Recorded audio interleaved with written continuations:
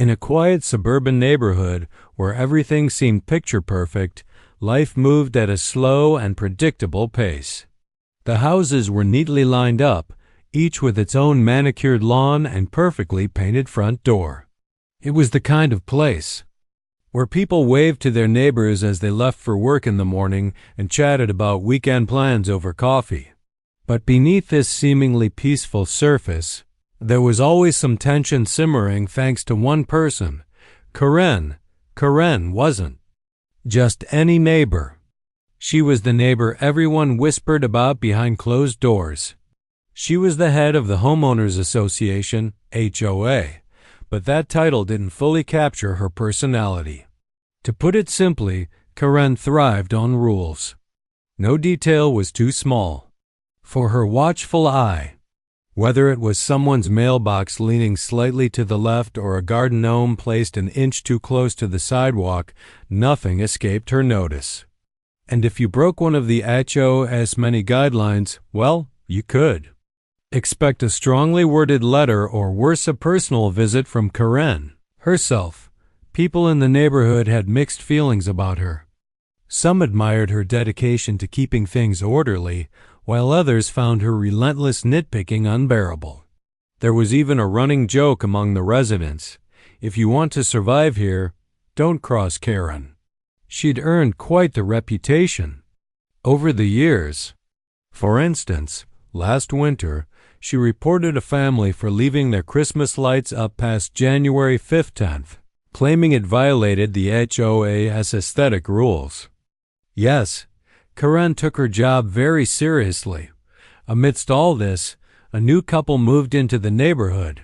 They were young parents looking for a fresh start. He worked as an IT consultant, spending most days troubleshooting computer issues remotely, while his wife stayed home to care for their 2 kids. On paper, they seemed like your average suburban family. But what no one knew, not even Karen, was that the wife had a secret life far removed from bake sales and PTA meetings. By day, she juggled school drop-offs and grocery runs. By night, however, she played a crucial role in federal investigations, working closely with law enforcement to track down criminals involved in money laundering and fraud. When the couple first arrived, they kept to themselves, eager to settle in without drawing attention. Their house needed a few updates, so they spent weekends painting walls and organizing furniture. One day, the husband suggested building a small shed in the backyard to store gardening tools and bikes. It seemed harmless enough, and since they were busy juggling work and family responsibilities, they didn't think twice about checking with the HOA beforehand. The shed went up quickly, blending seamlessly into the backyard. It was modest, practical, and not particularly eye-catching, or so they thought. Unfortunately for them, Karen noticed almost immediately during one of her daily patrols through the cul-de-sac. Her sharp eyes spotted the structure right away, and within hours, the couple received a formal letter from the HOA demanding payment of a $200 fine for violating aesthetic guidelines. At first, the couple shrugged it off. "It's just a shed," the husband said when he read the letter aloud. "Who cares?" His wife agreed, assuming it would blow over if they ignored it. After all, they hadn't intended to cause trouble. They were simply trying to make their new house feel more like home. But Karen wasn't the type to let things slide, especially when it came to enforcing the rules she held so dear. What started as a minor oversight soon turned into something much bigger. Little did anyone know, this seemingly trivial disagreement over a backyard shed would set off a chain of events that none of them could have predicted. And unbeknownst to Karen, her decision to escalate the situation would lead her straight into territory she couldn't possibly comprehend. The couple didn't think much of the letter at first. They figured it was just another example of Karen being overly particular, and they assumed the whole thing would blow over if they ignored it. Life was busy enough without worrying about a $200 fine for something as harmless as a shed. But Karen wasn't the type to let things go. In fact, she prided herself on her persistence, some might even say obsession with enforcing the HOA rules. To her, every infraction, no matter how small, was a direct challenge to her authority and the neighborhood's standards. A week passed. Then two, and still there was no response from the couple. The shed remained standing in their backyard, untouched and unapologetic. Karen, growing increasingly frustrated, decided it was time to take matters into her own hands. She sent a second letter, this one more forceful than the last, reminding them of the fine and warning that further action would be taken if they failed to comply. When that too went unanswered, she made her move. One Saturday morning, Karen picked up her phone and dialed the local police department. She wasn't shy about making her case. "There's an unauthorized structure in my neighbor's backyard," she told the dispatcher, her voice dripping with indignation. "It's a violation of our community guidelines, and I'm concerned it could pose a safety hazard." Whether or not Karen truly believed the shed was dangerous is debatable, but she knew exactly how to frame her complaint to get results. Within an hour, a police cruiser pulled up outside the couple's house. The husband answered the door, surprised to see two officers standing on his porch. He listened patiently as they explained the situation, nodding occasionally to show he understood. "We didn't realize it was such a big deal," he said, scratching the back of his neck. "We'll look into it and sort it out." The officers seemed satisfied with his response and left shortly after. But Karen, watching smugly from across the street, wasn't done yet. She stood by her window, arms crossed, convinced she'd finally gotten through to them. What she didn't know, however, was that inside the house, the wife was quietly observing everything. She had been in the kitchen when the officers arrived, pretending to focus on breakfast while secretly keeping an ear on the conversation. Her expression gave nothing away, but inside, her mind was racing. To most people, dealing with Karen's antics would have been infuriating. Who wants to spend their weekend explaining a garden shed to the cops? But for this woman, it was different. She had spent years navigating high-pressure situations, working alongside some of the sharpest minds in law enforcement. This wasn't her first rodeo, and it certainly wouldn't be her last. Still, there was something about Karen's audacity that struck a nerve. Calling the police over a shed? Really? That evening, after the kids were asleep and the house was quiet, the wife sat down at the kitchen table with her laptop. She opened a blank email draft and began typing. At first, it was just a polite message addressed to the HOA board, explaining that the shed was built in good faith and assuring them it would either be modified or removed if necessary. But as she wrote, her tone shifted. It became firmer, more pointed. She reminded the board that homeowners should be allowed some flexibility when it came to personal property and questioned whether Karen's complaints were entirely justified. Husband walked in halfway through and leaned against the counter, watching her work. "You're really going all in on this, huh?" he said with a chuckle. She glanced up, a mischievous glint in her eye. "Oh, you have no idea." What her husband didn't know, what no one in the neighborhood knew, was that this wasn't just about a shed anymore. For her, it had become personal. Karen's actions weren't just annoying. They were emblematic of a larger problem. People who abuse their power, no matter how small, thinking they can push others around without consequences. And if there was one thing this woman couldn't stand, it was bullies. As she hit send on the email, she felt a sense of satisfaction wash over her. But deep down, she knew this was only the beginning. Karen had picked the wrong person to mess with, and soon enough, she'd learn exactly why. Over the next few days, life in the neighborhood returned to its usual rhythm, or so it seemed. The couple went about their routines, acting as though nothing had happened. The shed remained where it was, a silent reminder of the ongoing standoff between them and Karen. Meanwhile, Karen continued her patrols, keeping a close eye on the couple's property. She hadn't given up hope that her persistence would eventually pay off, but something else was brewing beneath the surface, something Karen couldn't possibly anticipate. While she was busy obsessing over the shed, the wife had started noticing strange things happening around their house. A car parked down the block for hours at a time. Unfamiliar faces walking past late at night. At first, she dismissed it as paranoia, chalking it up to stress or lack of sleep. But the more she thought about it, the more certain she became that something wasn't right. One afternoon, while reviewing case files for an upcoming investigation, she stumbled upon something that made her blood run cold. Buried deep within the documents was a name she recognized immediately: Karen's husband. According to the file, he was under investigation for embezzling funds from his employer. Even worse, Karen herself had been flagged as a potential accomplice due to suspicious activity in their joint bank accounts. The revelation hit her like a ton of bricks. The same woman who had called the cops over a shed might actually be involved in financial crimes. It was almost poetic in a way. Here was Karen, so obsessed with enforcing rules and punishing others for minor infractions, while potentially breaking laws far more serious than any misplaced mailbox or unapproved garden gnome.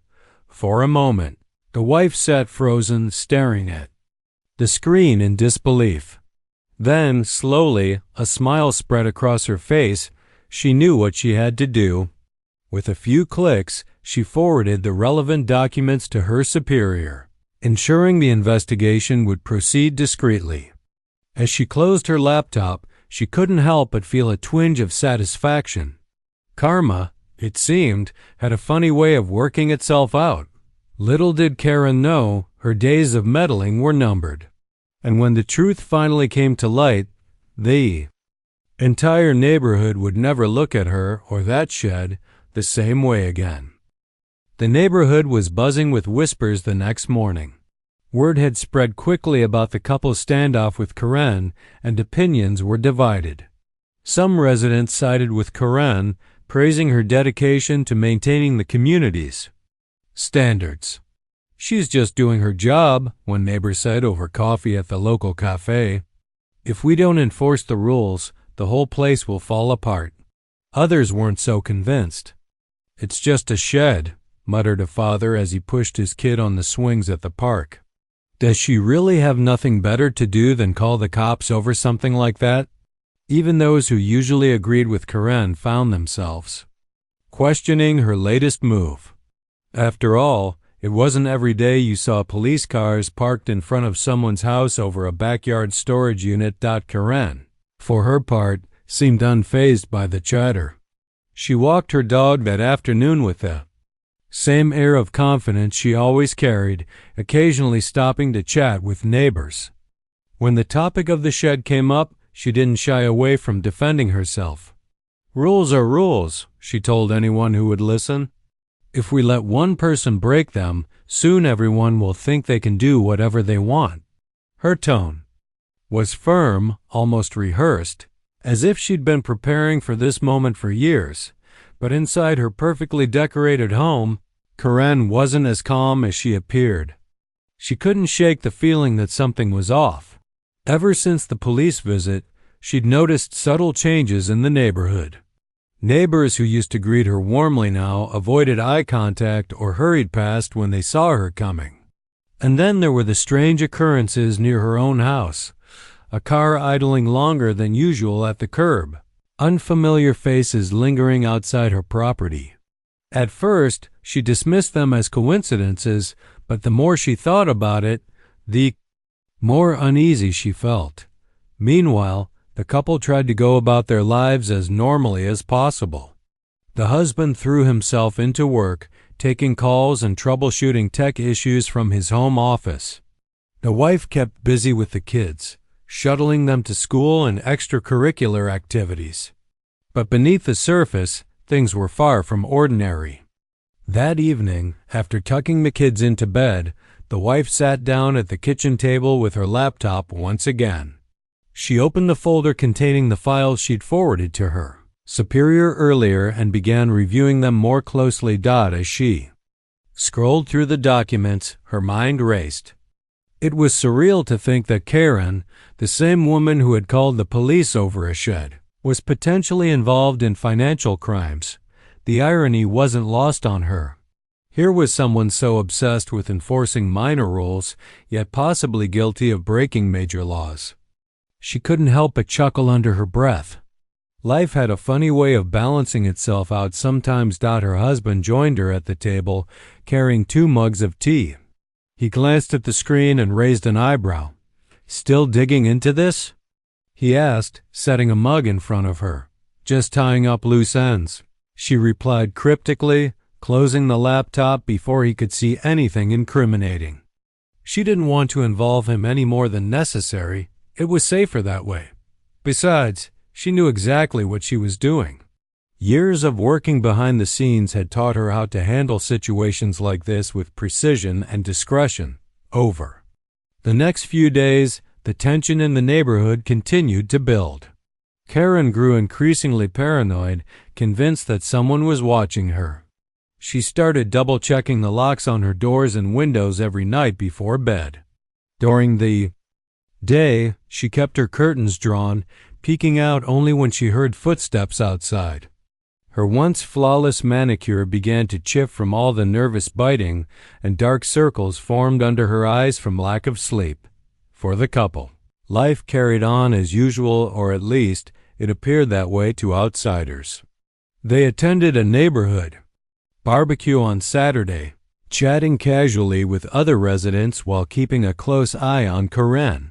She showed up late, wearing oversized sunglasses despite the cloudy weather, and spent most of the event hovering near the food table. Every now and then, she'd glance toward their house, her expression unreadable. That night, as the couple lay in bed, the wife turned to her husband and whispered, "Do you think she knows?" He frowned, propping himself up on one elbow. "Knows? What? That we're on to her," she said softly, her voice barely audible. He hesitated, considering the question. "Probably not. If she did, I doubt she'd be acting so normal." The wife nodded, though she wasn't entirely convinced. Something about Karen's behavior lately felt different, more guarded, more calculated. It was as if she was waiting for the other shoe to drop. And maybe she was. A few days later, the wife received a call from her superior. "We've moved forward with the investigation," he said, his tone clipped and professional. "You'll hear back soon." She thanked him and hung up, her heart pounding. This was it, the moment she'd been anticipating. Whatever happened next would change everything. By Wednesday morning, the entire neighborhood woke up to flashing lights and commotion outside Karen's house. FBI agents swarmed the property, knocking on doors and confiscating computers, files, and other evidence. Neighbors gathered on sidewalks, whispering in disbelief as Karen and her husband were let out in handcuffs. Karen looked frantic, shouting denials and pleading with the officers as cameras clicked and reporters scribbled notes. Back at the couple's house, the wife stood by the living room window, sipping coffee and watching the scene unfold. Her husband joined her, shaking his head in amazement. "Wow," he said finally, "I guess karma really does exist." She smiled faintly, raising her mug in a silent toast. "To justice," she murmured, her voice tinged with satisfaction. As the chaos died down and the agents packed up their equipment, the neighborhood slowly returned to its usual rhythm. But things would never be quite the same again. The HOA board disbanded temporarily, citing the need for restructuring, and the shed remained standing, a quiet symbol of defiance against Karen's reign of control. For the couple, life settled back into its familiar groove. The kids went to school, the husband worked from home, and the wife balanced her dual roles with ease. But every now and then, when she passed by the empty lot where Karen's house once stood, she allowed herself a small private smile. It was a reminder that sometimes standing your ground, even over something as simple as a shed, could lead to unexpected victories. The morning after the FBI raid, the neighborhood felt like it had been hit by a storm. Not the kind that rips roofs off houses or knocks down trees, but the kind that leaves everyone uneasy, glancing over their shoulders and whispering behind. Cupped hands. People who rarely spoke to each other suddenly found themselves huddled together on driveways, exchanging theories about what had happened at Karen's house. Speculation ran wild. Some thought she'd been embezzling money from the HOA funds, while others whispered about secret gambling debts or even ties to organized crime. The truth was far more complicated, but no one outside the investigation really knew for sure. For the couple whose shed had sparked the whole mess, life seemed strangely unaffected. They woke up that morning, made breakfast for the kids, and went about their usual routine as if nothing unusual had happened. Of course, they couldn't ignore the commotion entirely. Every time they stepped outside, neighbors stopped them to ask questions. Did you know this was coming? Was she always like this? Do you think we'll get our HOA fees back? The husband did his best to play dumb, shrugging and saying things like, beats me or guess we'll find out. He wasn't lying. Exactly, he didn't know the full details of the case, but he also knew better than to say too much. His wife, on the other hand, kept her distance. She stayed indoors most of the day, pretending to focus on laundry or cooking, though her mind was elsewhere. Occasionally, she'd peek through the blinds, watching the steady stream of reporters and curious onlookers gathered near Karen's empty driveway. It was surreal, seeing so many people drawn to the very spot where Karen had once strutted around like she owned the place. Karen herself became a ghost story, almost overnight.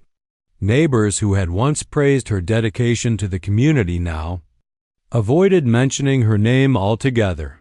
Those who had defended her actions in the past scrambled to distance themselves, muttering excuses like, I never really liked her anyway, or something about her always seemed off. Even the HOA board members who had previously backed Karen's strict enforcement of the rules were quick to throw her under the bus. One of them released a statement calling her behavior regrettable and promising a fresh start for the organization once everything blew over. But not everyone was ready to move on so quickly. A few residents still clung to their loyalty toward Karen, insisting that there must be some mistake. She might have been tough, but she cared about this neighborhood. One elderly woman argued during a heated conversation at the park. You don't just throw someone away because they made a bad decision. Her words fell flat, drowned out by louder voices eager to condemn Karen and erase her legacy.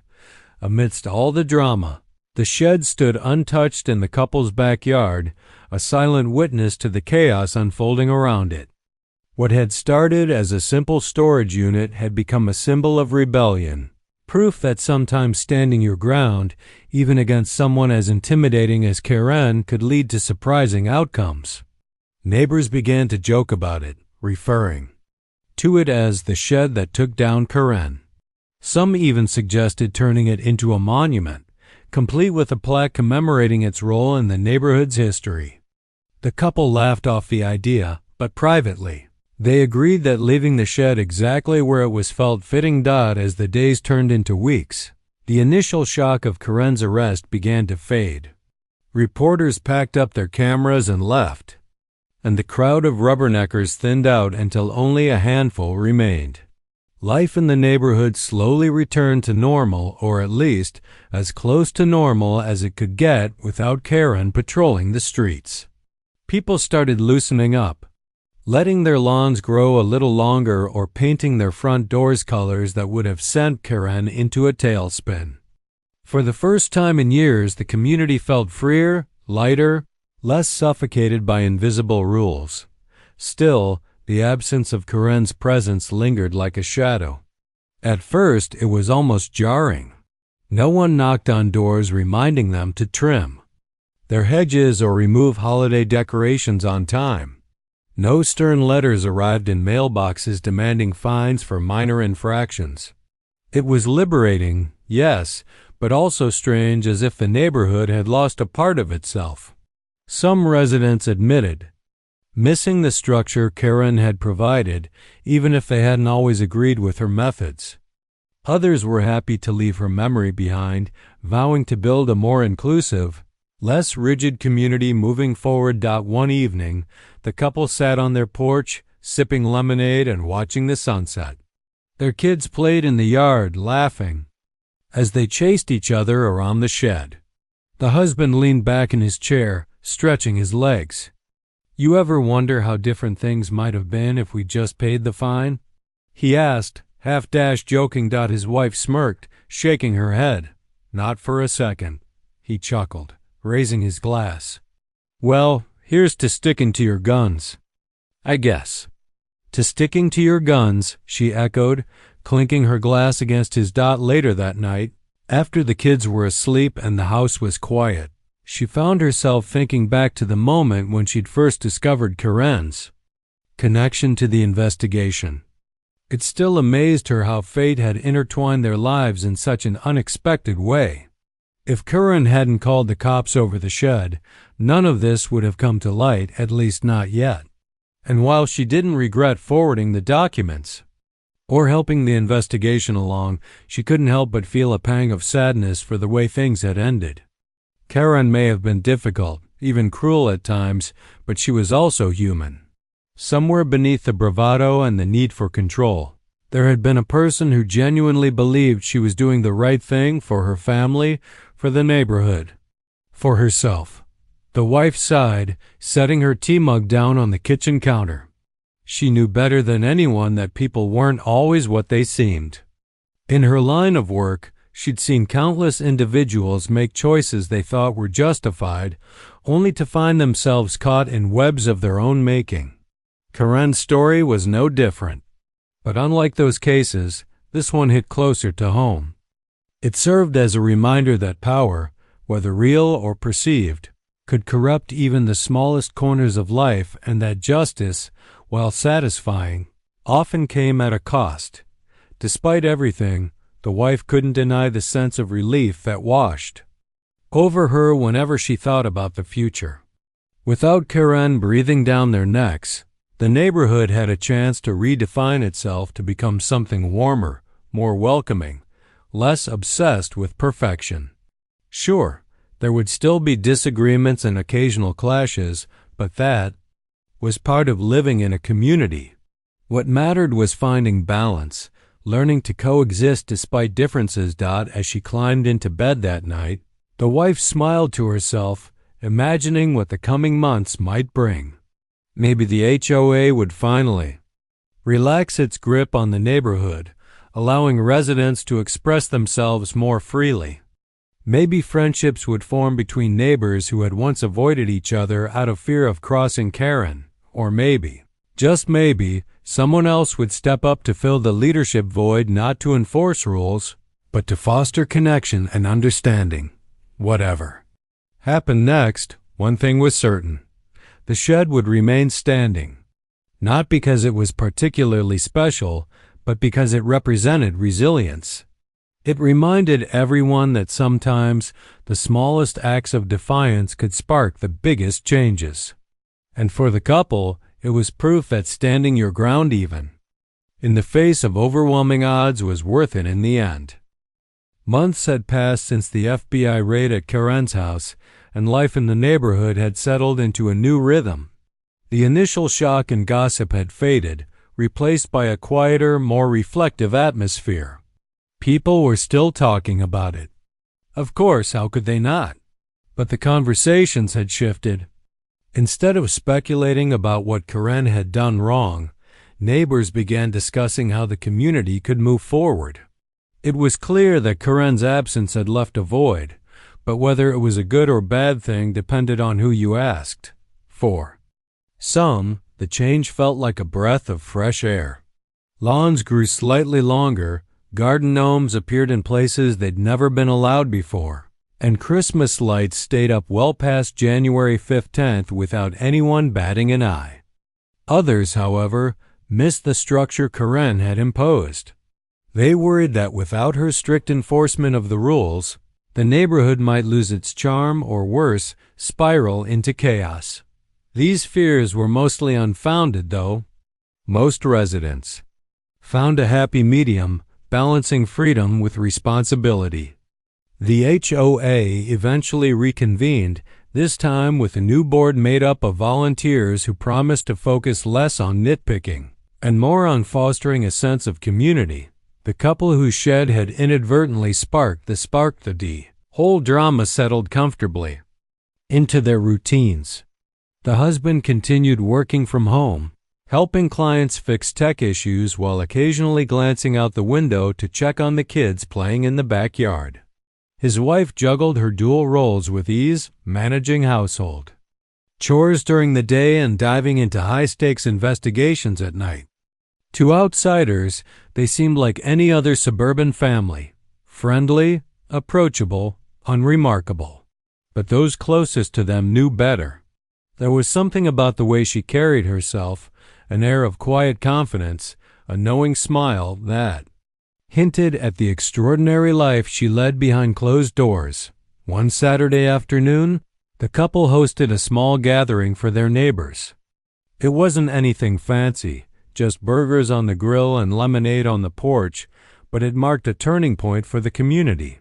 For years, Karen's rigid enforcement of the HOA rules had created an invisible barrier between residents, making it hard for genuine connections to form.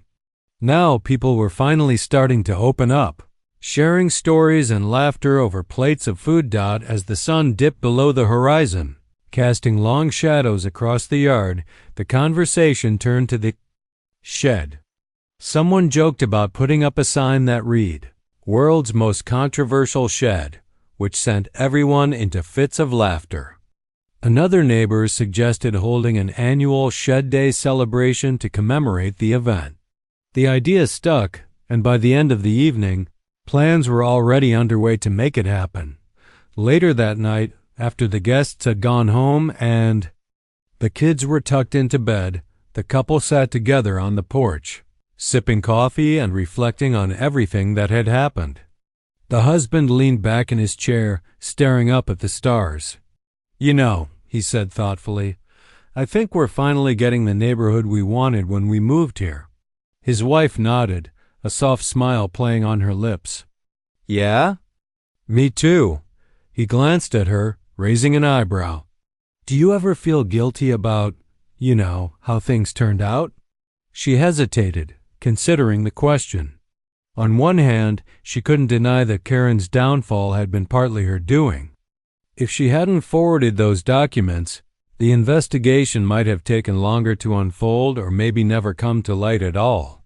But on the other hand, she knew Karen's actions had set the wheels in motion long before the shed incident. Calling the cops over something so trivial wasn't just petty. It was emblematic of a larger issue, the imbalance of power and control that had defined Karen's leadership.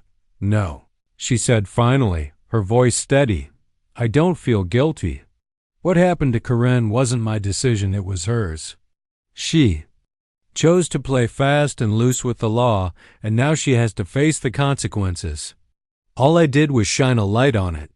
Her husband nodded slowly, seeming satisfied with her answer.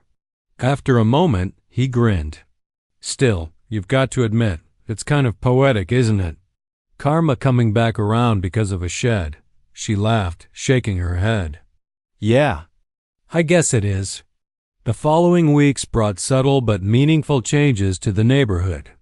Neighbors started organizing regular events, potlucks, movie nights, even a weekend cleanup crew to tackle shared spaces like the park and sidewalks. The couple became unofficial leaders of sorts, not because they sought the role, but because people naturally gravitated toward them. Their calm demeanor and willingness to listen made others feel comfortable opening up. bridging gaps that Karen's rulebook had once widened. One day, as the wife walked through the park with her kids, she overheard two mothers chatting on a nearby bench. One of them mentioned Karen, her tone softer than it had been months earlier. "I used to think she was the worst," the woman admitted, "but now I wonder if she was just scared. Scared of losing control, scared of change. Doesn't excuse what she did, but maybe it explains it." The wife paused, letting the words sink in. She hadn't expected to feel sympathy for Karen, but hearing someone else express understanding gave her pause. Maybe forgiveness wasn't such a far-fetched idea after all.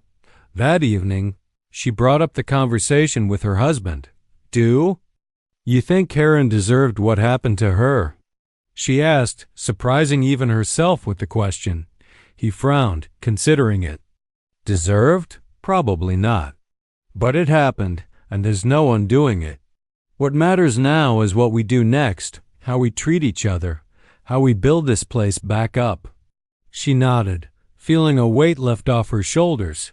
He was right. Dwelling on the past wouldn't change anything. What mattered was moving forward, creating a community where mistakes could be acknowledged and forgiven, where people felt safe enough to be themselves. By spring, the neighborhood had transformed completely. Flowers bloomed in gardens that had once been meticulously uniform, and colorful murals adorned the walls of the community center. Even the infamous shed got a makeover, painted bright blue with a plaque that read, "Sometimes the smallest acts spark the biggest changes." It became a symbol of resilience, a reminder that standing your ground, even against overwhelming odds, could lead to unexpected victories. On the first official shed day, the entire neighborhood came together to celebrate. Kids ran around, with balloons tied to their wrists, while adults mingled over barbecue and live music. The couple stood side by side, watching the festivities unfold with pride. Their journey had been anything but ordinary, but it had taught them something valuable, that communities aren't built on rules or regulations, but on trust, empathy, and the courage to stand up for what's right. As fireworks lit up the sky. That night, the wife slipped her hand into her husband's and squeezed it gently. "Here's to new beginnings," she whispered.